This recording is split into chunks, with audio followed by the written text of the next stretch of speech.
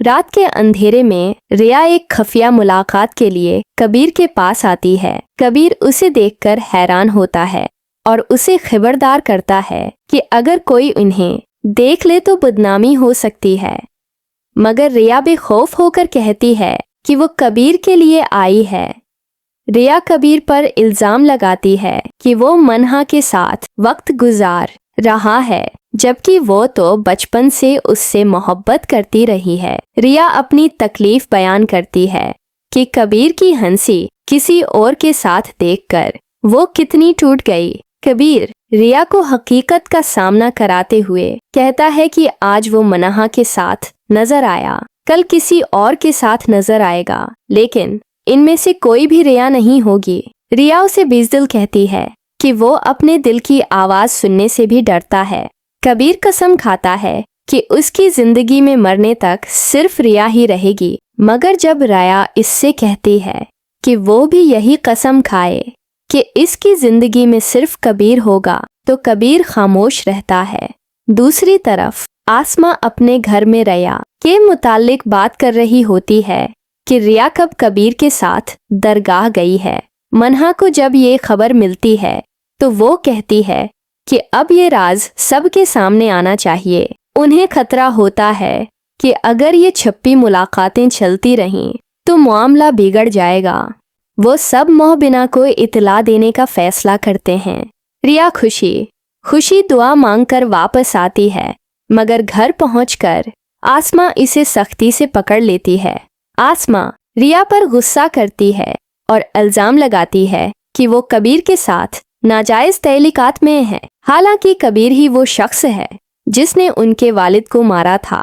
रिया सफाई देती है कि ऐसा कुछ नहीं, मगर आसमा इसे बेरहमी से मारते हुए कहती है कि वो अपनी इज्जत और खानदान की इज्जत को दागदार कर रही है। आथने में कशिफ आ जाती है और मामले को संभालने की कोशिश करती है। वो बताती है कि रिया के पास होने की खुशखबरी है और इसी खुशी में वो दुआ मांगने गई थी। घर वाले रिया को दिलासा देते हैं और फैसला करते हैं कि रिया पर मजीद हाथ नहीं उठाया जाएगा।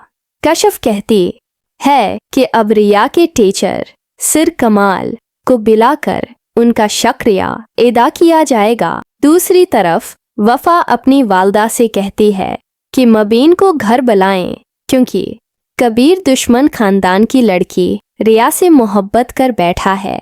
मोहबिना को जब खबर मिलती है तो वो फैसला करती है कि जब तक मुबीन वापस न आए कबीर से कोई बात नहीं करेगा और अब कबीर से सबके सामने बात की जाएगी। कबीर खुद अपने दिल की तकलीफ बयान करता है कि अपने वालिद की मौत के बाद से इस पर जो जुल्म हो रहे हैं वो आसमा की नाराजियों और मारपीट का शिकार रहा है। रिया भी अपने दिल की बात कहती है कि आसमा ने कभी उसे माँ जैसा प्यार नहीं दिया, बल्कि हमेशा अपने गम का बोझ रिया पर इतारा।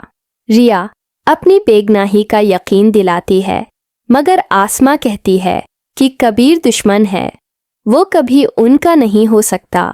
रिया कहती है कि कबीर बचपन की गलती का शिकार हुआ था, इसने जानबूझकर कुछ नहीं किया था। लेकिन आसमा इसे समझाती है कि दुश्मन कभी अपनों का नहीं हो सकता और वो रिया को यकीन दिलाती है कि कबीर उसे धोखा देगा। रिया मगर पर उम्मीद है कि कबीर उसके साथ वफादार रहेगा, जबकि आसमा कहती है कि वक्त आने पर कबीर भी उसे छोड़ देगा, जैसे उसके भाई ने आसमा को तन्हा छोड़ दिया था।